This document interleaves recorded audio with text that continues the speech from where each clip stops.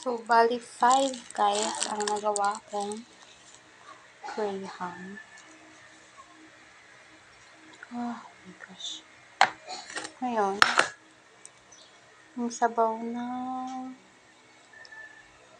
cherry kanina, nilagay ko siya dito. Ice candy. So, witty talaga.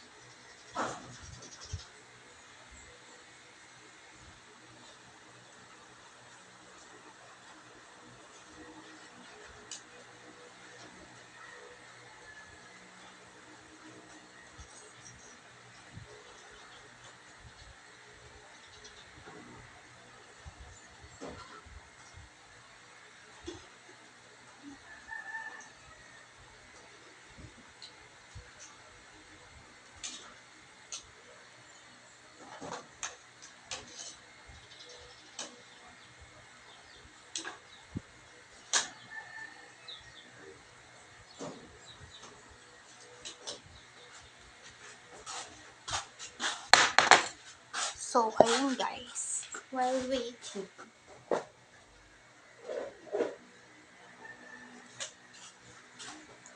Para magbukas yung rice.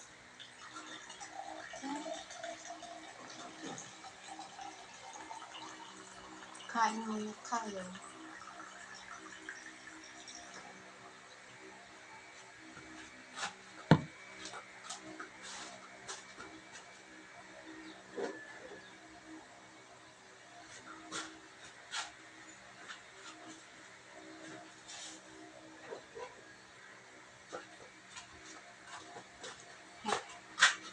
Kasi ilalagay natin ito mamaya. Yung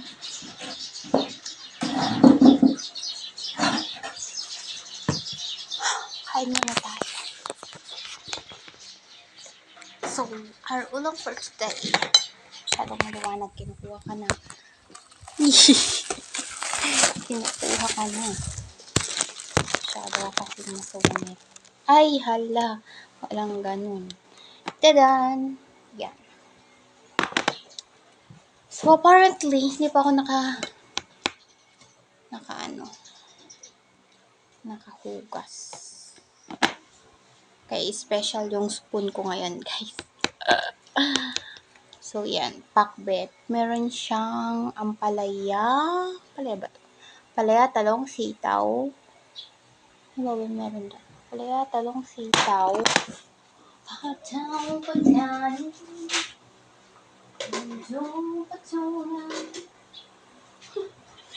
Kinanta. Yan. Pero, may sitaw pala. Sitaw, talong, kalabasa, okra, malunggay, ampalaya. But, ang kinuha ko lang, ano to, ampalaya? Hindi ako kumakain ng ampalaya pag pakbet, guys. Sa kanya lang ako mapapakain ng ampalaya if prito siya na may egg. Yun. So, ang kinuha ko lang is okra, my favorite. Squash, also my favorite. Tapos, isang sitaw. Tapos, ito, we call this kabatiti. Yan. So green-minded kapag Tagalog ka or what. May kamatis din pala siya, guys. And, syempre, meron siyang alalya. Alalya in Tagalog is multo. So, parang kami, mga Ilocano, alalya is sagpaw. Sagpaw, pagod na ako mag-explain. Ito, tinapa. Yan. That's it.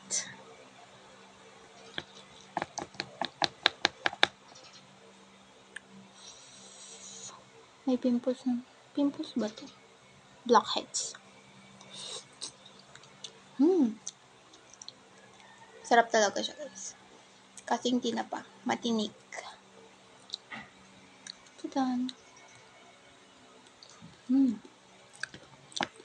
Favorite ko talagang ito. Squash. May talong din pala akong kinuha, guys.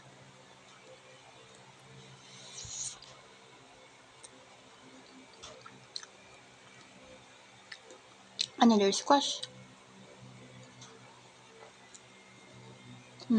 Okra.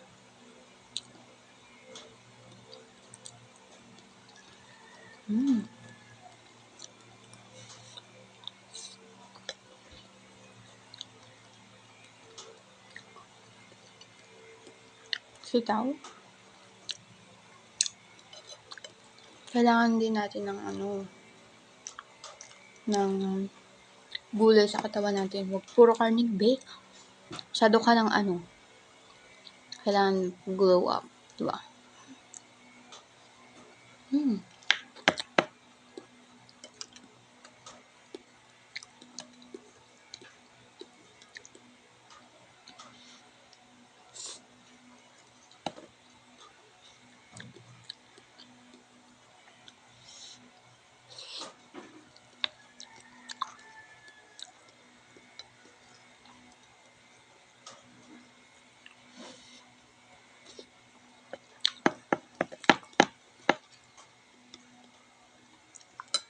Hindi kayong kakalimot uminom ng tubig.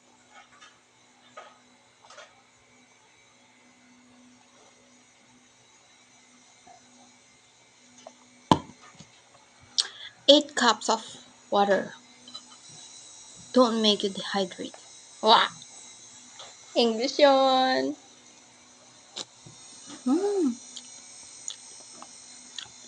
Nakagusto ko talaga pag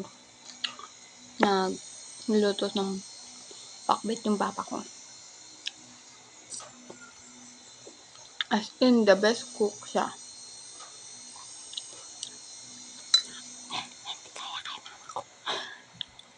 Pag marinig niya kasi yun, magtatampo yun. Kaya, ito masarap din naman siya magluto. Kaso minsan lang kasi, kaya parang siguro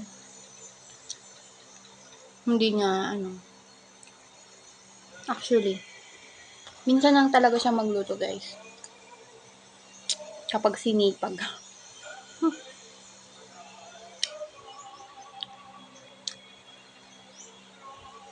Pero masarap yung luto niya.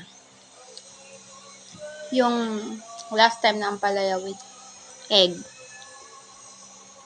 na niluto niya. Okay na siya. Di gaya last time na sobrang pait niya. Nakadalawa akong kain dun. Umaga, tsaka hapon. Kasi, naiwan. Walang kumain. Sayang. Kaya kinain ko na. Ano ba to?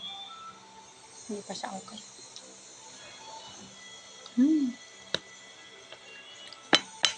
Nang! Nang!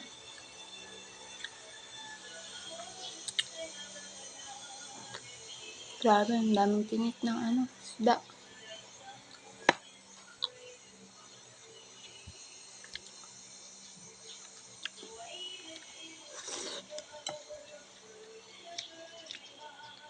Guys, ito pala yung bunga ng malunggay. I will show you how to eat. Wow! How to eat bunga ng malunggay. So, first, you need to open that. Tapos, kainin mo to. Nasa ibabaw niya lang. Nice. Matamis siya, guys. Ganyan, no? Diba? Kita niyo ba yung difference? Ito yung nakain, tapos ito yung...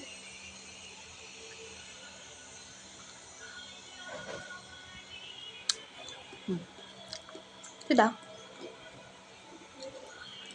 Ganun din dito.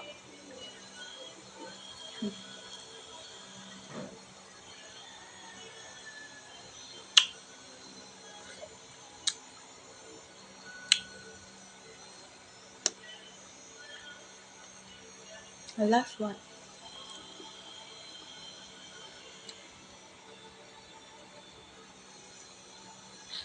Yun.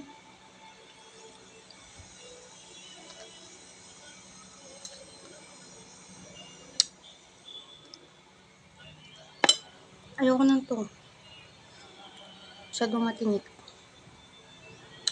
Okra. Okra. Favorite.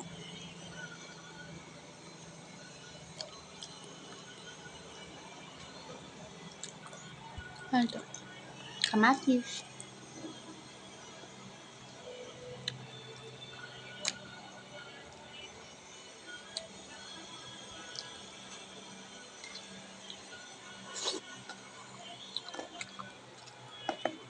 Tingnan natin to. Kung mapait yung ampalaya.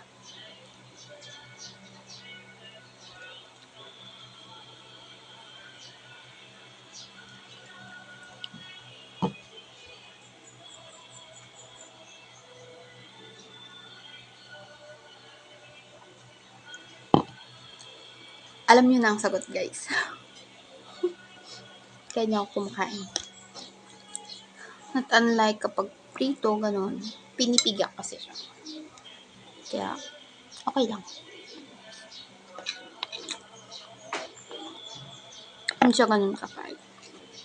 And then, another squash.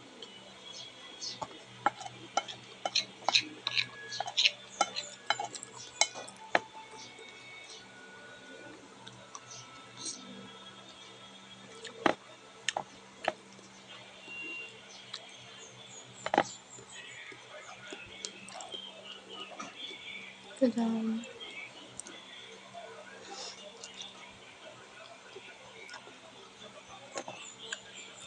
doon, talong.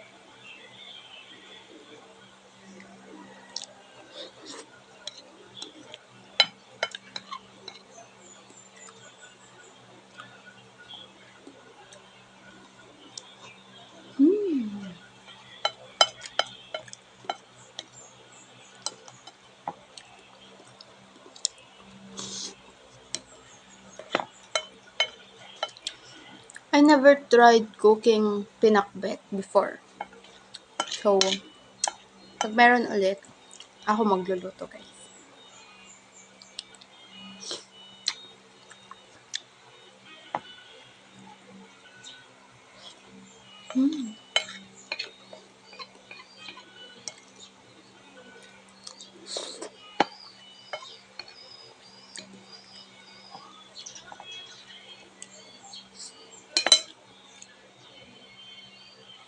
Tapos na, wala akong makikitang butil ng kanin. Siyempre, kawawa yung mga magsasakabe. Kailangan ubusin.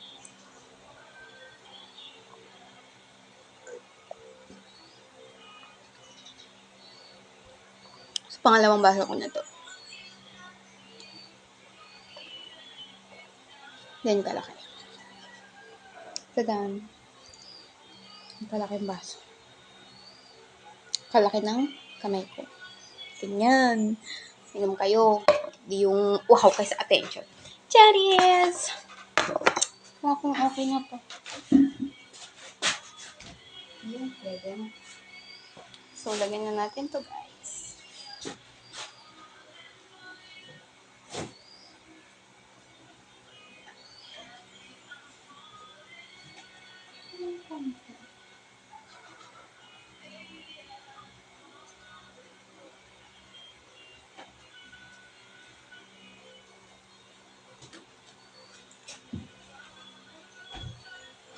Yan, samahan na ako magpugas ng pinggan. Hindi pala, ako lang. Bye! Happy lunch out!